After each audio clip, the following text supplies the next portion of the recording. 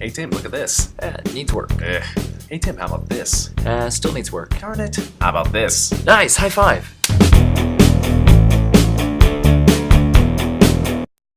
Hey everybody, how's it going? I'm Tim. And I'm Michael. And this is TMI. That's the Tim and Michael Information Show. We did it, yay! Yes! Awesome! So a little bit of behind the scenes. Back in the day, when Tim and I were recording these first couple episodes, I remember us saying, let's bring a change of shirt, yeah. so that way we can make it look like we recorded on different days. And that did not happen. well, obviously not now. You know, it's more of the whole, like, who cares, you know? Like, and if anybody really cares about the clothes that we're wearing, hot topic.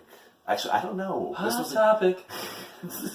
Hot Pockets, that's great. Yeah. This was a gift, so I don't know where it came from. So, Tim and I just came from the movie theater, and we saw Justice League. And so we're going to do our little, let's try and attempt for only 60 seconds to give the non-spoiler review, and then after that we'll go, okay, spoiler, and then we'll talk about everything. If you want to go ahead and start with that. I think that's wise, so yes. Go. At your best, try your 30-second non-spoiler review. All right. So, on the heels of Batman vs. Superman, Bruce Wayne realizes that a larger threat is coming to Earth, and having seen traces of people like Wonder Woman and some of these other heroes in the previous installment, he says, we need a larger-than-life team to combat this threat to Earth. That's even more spoiler than I was anticipating. Again, and it's well, there you go. But here's the other thing: my brain is weird, and I can pick up too many things. You know, if I may.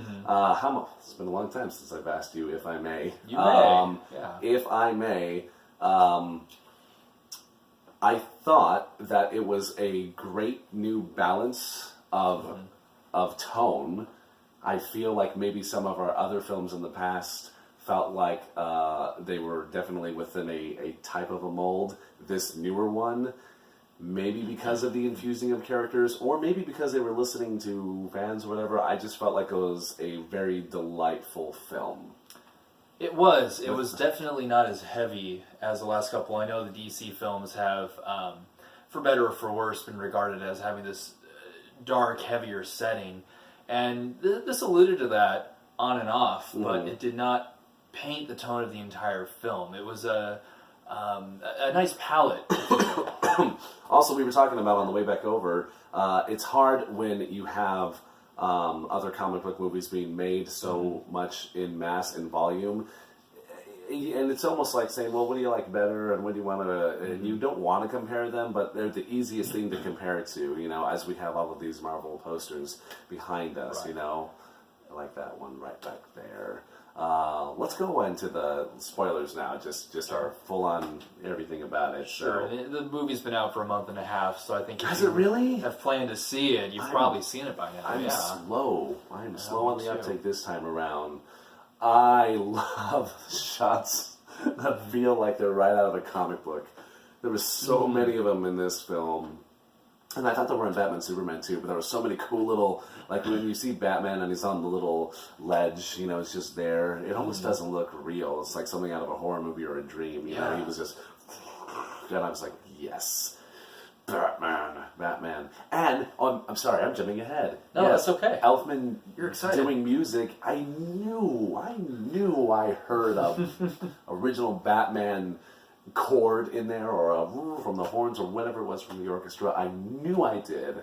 And when we're watching the credits, lo and behold, they actually credit the 1989 Danny Elfman Batman theme. So I was like, okay, I'm not insane. We both kind of looked at each other and were like, I knew it. I knew it. I heard it too. You heard it too. So, and you saw everything leading up to this too, and tonally, you would want to expand more on how it's different from the others, or how it's similar to the others, or...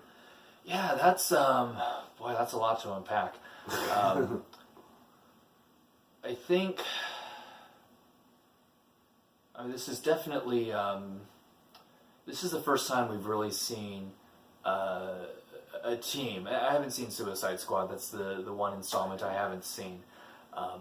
So I don't know if there's a bit of a team aspect to that as well. But this is the first time we've seen our heroes come together and actually work together and not be at odds for most of the film. Batman versus Supes. And I know you're a big DC fan, and you love all these characters, and I end up coming in very very critical because I love Marvel, and I appreciate DC, but I'm just not drawn to it the way people are who this film might be for. So forward. I'm sorry. I'm like, yeah. I saw I was slouching too far back. It's all good. We're both tall. So I tend to be going to these DC films really, really critically, which means that when there's stuff that I really like, that's what I'm really drawn to. One thing I really, really liked that I think was different from the prior films was the fact that we saw a real partnership emerge, not just between the five members of the Justice League, as you would see on the poster or in the advertisements, but between Batman and Wonder Woman, or more suitably, Bruce Wayne and Diana Prince. Mm-hmm. And I think one thing I really appreciated was the way they had a really great chemistry on screen together. Not like a romantic chemistry, though Alfred certainly seems to want to allude to that. But even though they have their differences, they really seem to have this shared vision and this appreciation for each other, not just for that vision, but for the abilities they bring to the table. And that was where I definitely gave this movie high marks. I remember one of my directors posting on Twitter after Batman Superman. He said, "Hey, comedy, thanks for showing up 2 hours and 14 minutes into Batman Superman," or whatever time signature that he put on there, basically stating that there wasn't enough levity in there. And I do remember there was a point, or no, was it Batman Superman? I'm sorry, Man of Steel. This is farther back. Okay, yeah, Man I of barely Steel. remember that one. Yeah, and he was talking about the moment, with the satellite, where he brings it down. He says, no spying on me, and then he flies away, and then the soldier, looks at his other soldier, and then he says, what? And she says, she comments, he's like, he's kind of hot. And then I remember the whole theater busting up laughing when they heard that, and I remember it was a very notable laugh that when I saw his post, I knew exactly what he was talking about.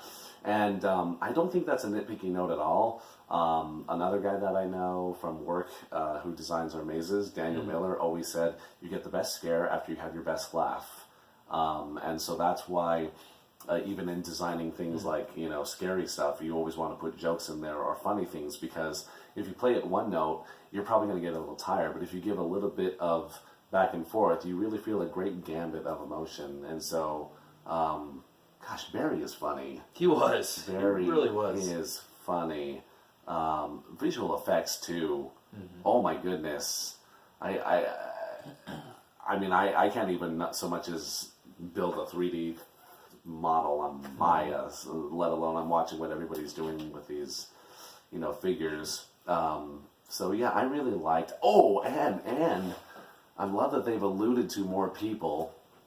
Because while we were watching, the sort of minor flashback for the first time we had this big battle, I saw some lanterns. I did too. Yeah, and I also saw an arrow. Didn't see that. There was a particular arrow, if I'm not mistaken, there was a particularly green electric charged arrow that was being, tossed over there. And I mean, that's the Green Arrow, Nice. You know what I've also heard? One of my other, mentors and former teachers, Steve, said that Warner Brothers uses their TV shows as testing ground to see what might work in films. And so they'll test it on their TV shows, because remember, they've got DC Legends of Tomorrow, Arrow, Flash, Supergirl, Right. and I think there's even another one on the way. Is there a Shazam on the way? I wouldn't know. In either case, that's a pretty safe place to put it all, because we finally got a Superman in Supergirl. Like, actually, his face is opposed to just like his shoulder or his foot or whatever. Right. And it was a complete 180 from maybe what you might have seen in Man of Steel. And so they were taking a note. They said, "Oh, people liked that Superman, so let's give him a little bit more, smirk in the new one." And I definitely saw it translate, and I liked that. And also, sorry, I feel like I'm going on and on and on. I love how each person, each hero, I really feel the weight of them. You know what I mean? Like somehow when I see Superman on screen and when I hear him hit things, I really feel that he is that impervious. I don't know how, if that's just a lighting thing or a sound design thing, if they add metal clinks in there when they're fighting. I don't know what it is. All that I know is that I get the full weight of everybody. Even Barry, I can feel like he's a little bit lighter, you know. Aquaman. Yeah. Aquaman is so cool. I'm so happy. I'm probably going to make an Aquaman costume now because I was looking at Jason Momoa. You got the hair for it, too. Oh, I just have to... Right. I don't know. Work out a little bit, yeah. Oh, a lot of it, right? I was trying to... Okay. But I think you've touched on something that I kind of noticed during the film, at least with Superman, if not with everyone else. There's the whole film, there's kind of this build-up to the Man of Steel returning and all these allusions to Clark and, he's the only one who can fight the bad guy.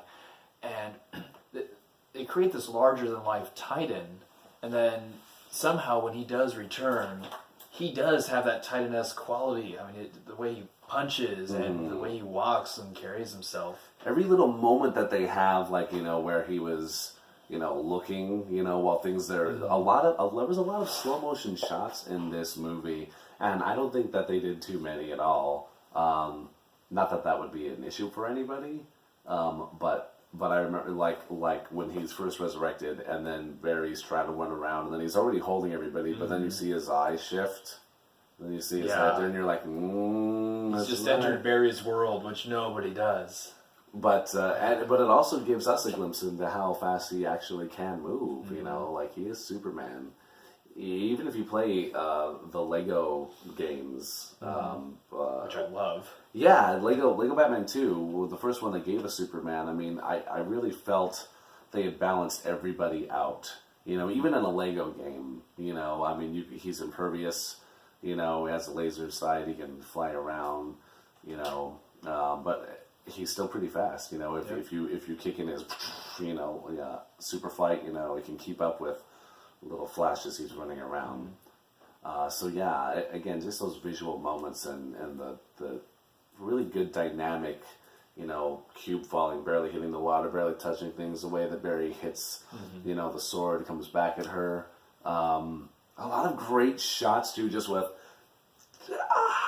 people like wanting to, you know, come at you. Comic book, like you said. Yeah, you know, that's another thing that I loved about Batman Superman, is I felt like there were all of these shots that were taken right from a comic, and even if you didn't have it storyboarded in a traditional way, you could have easily looked at moments there and said, that's the kind of action shot I want to get, when you feel that sword slice through stone or a statue or even another axe or whatever it is, or even when somebody punches someone else. A Wonder Woman, Diana barely tapping Bruce out of costume. You know, just, you know, it's just like, yeah, dude, you know. Be careful, she packs a punch. Everybody does. That was so well balanced. You know, because how do you give everybody real estate? Yeah, and that's a hard thing to do, especially since a lot of these characters we're seeing for the first time. We've already kind of established Batman and Wonder Woman, of course. They've each had some good screen time, but Cyborg, Flash, Aquaman are all coming in fresh. We haven't really seen them before. And they did a good job setting them up with pretty compelling stories right off the bat. Flash and Cyborg especially. But I also think, you know, like I mentioned earlier, Wonder Woman and Batman really take the lead on this one. They are sort of the point men for the team, or point woman, as we should say. And everyone else kind of falls in behind them, not just in battle, but narratively speaking as well, too. Which, it tips the balance a little bit, but I think for this film it is wise, because you don't want to stretch yourself in 5 different directions trying to cover all of these characters and the growth of all of these characters. Let those who are new jump in and be supporters behind those we've seen before and already come to love. And I didn't think that I was going to get a Justice League until I was much, much older. You know, I remember thinking like, oh, my kids are probably going to be like, you know, 10 or in their teens or something by the time we get to a Justice League. But instead, I mean, I don't have any kids, you know, and I have roommates. That's as far as I'll get. No, I might have kids someday. I don't know. And so, yeah, of course, sure you will, and we'll both show them movies and everything, you know, when the kids all get together, family picnics. Now we're planning too many future things, anyways. Right. I didn't think we were going to get a Justice League this soon, and I remember thinking, are we really going to just jump right into all of these people right now? And thinking like maybe we should have given them each a film, but. It wasn't needed after I saw it from top to bottom. Like you said, I mean, they all had their moments, and I'm like, well, that's as much as I need to know about that person from the little glimpses that they had from Batman, Superman, and everything that we have now. I am finally happy that, remember, we had the little dream sequence with Batman in the first, you know, well, not first, but Batman, Superman. Yeah, the previous installment. And right. we saw those creatures, didn't we? Weren't those the same ones? You know, Maybe. that were in the desert, you know? Because you saw these... I only saw it once. I don't remember it that well. I thought those were them when I was like, oh, that guy. Oh, we saw these in his little, you know, dream or whatever it was. But then all of a sudden it clicked over after he woke up from his dream. There was that whole guy, like, you know, like shouting at him. He was like, oh, are we too late or something? And I can't even remember exactly what he said. How too early am I? And then he goes away. So I remember that whole chunk of section, a lot of us going like, what is going on? But going on to, as soon as I saw that little, you know, soldier bug inside the very beginning of this film, I was like, that's it. We're gonna get this, and even if I don't have every little question answered from that little segment, it's gonna get answered. You know, I'm happy we're going back to Wayne Manor as well. You know, big round table, 6 chairs, room for more. Room for more. You know, I'm like, yes, my table, get on my table. Ooh, we got to see a little glimpse of Slade. Is that who that was at the end? Deathstroke. Okay. I was wondering, yeah. Yeah, that's Again, what that is. Big Marvel guy, not as informed on the DC characters, and I'm like, I'm gonna have to ask Michael if that is who I think it is. I saw that suit. You know, you see the silhouette of the sword, and you're like, ooh, no way. You know, and then he shows up, and I can only imagine. But that tells me now. I'm really curious. I'm quite speculative of how soon we're going to see the Axis of Evil. And who all is going to be in it, you know? And I'm fine that they didn't give us everybody. Obviously, we didn't have a lantern, we didn't have an arrow, and I'm glad that they didn't just completely ignore the lanterns. They showed us lanterns in that little thing in the flashback. And like I said, I'm pretty positive an arrow. So we're probably going to get more of them later on. We have to. That's too big a property to just sit on and not put in there. Yeah. So I wonder what other, you know. I saw Suicide Squad, and the strange thing about it is, I mean, it does make your normal antagonist people your protagonist characters. And again, I think a lot of people might have just had problems with it, but again, we're in the age of people complaining about things. It is a complete 180 tonal-wise from any of the other predecessors in that saga. But I enjoyed the heck out of it. I also love anything Will Smith does. There you go. And so, if you were going to make a guy to be Deadshot, and for me to like really be on his side, I mean, he was the dude to do it, you know. And everybody who else you walk across inside that film, you're like, yeah, I mean, normally you are the bad folks, and so I don't know if they're gonna suddenly be indoctrinated into Axis of Evil. You know, Joker's just bad news altogether. That guy, you know. To quote Chris Nolan's 2008 installment, some people just want to watch the world burn, and I think that describes him perfectly.